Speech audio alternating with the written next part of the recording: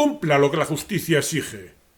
Sé que no es creyente, pero le juro que la vida le sacará a flote. Después estará contento de sí mismo. Lo que usted necesita es aire, aire, aire.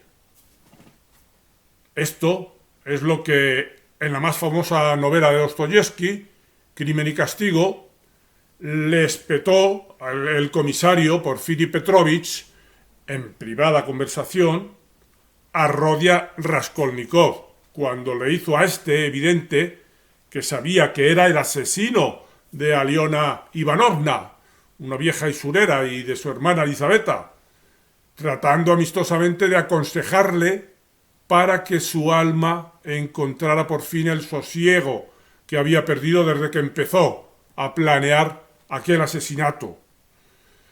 El gran escrutador de almas que fue Fyodor Dostoyevski hizo en la novela un detallado retrato psicológico de Raskolnikov y de la recargada atmósfera vital en la que sus intenciones asesinas fueron fermentando. Se había replegado hasta tal punto sobre sí mismo, dice del Dostoyevski en cierto momento de la narración, y se había aislado tanto de los demás que le producía aprensión la idea de cruzarse no ya con la dueña de la casa, sino con cualquiera otra persona. Se había desentendido por completo de las cuestiones del diario vivir y no quería ocuparse de ellas. Por eso, el comisario le recomendaba aire, salir de sí mismo, de esa centrípeta manera de situarse ante las cosas en la que el mundo dejaba de ser tenido en cuenta. Y es que, como decía María Zambrano, constitutivamente la vida corre y aún se escapa hacia una finalidad.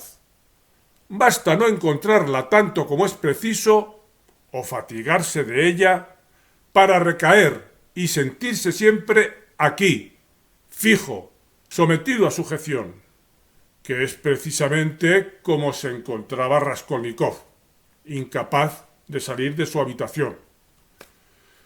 Si hubiera tenido la oportunidad, Ortega también le habría recomendado a Raskolnikov algo semejante al comisario Petrovich y a lo que decía María Zambrano, puesto que dejó dicho, Ortega, que vivir significa tener que ser fuera de mí.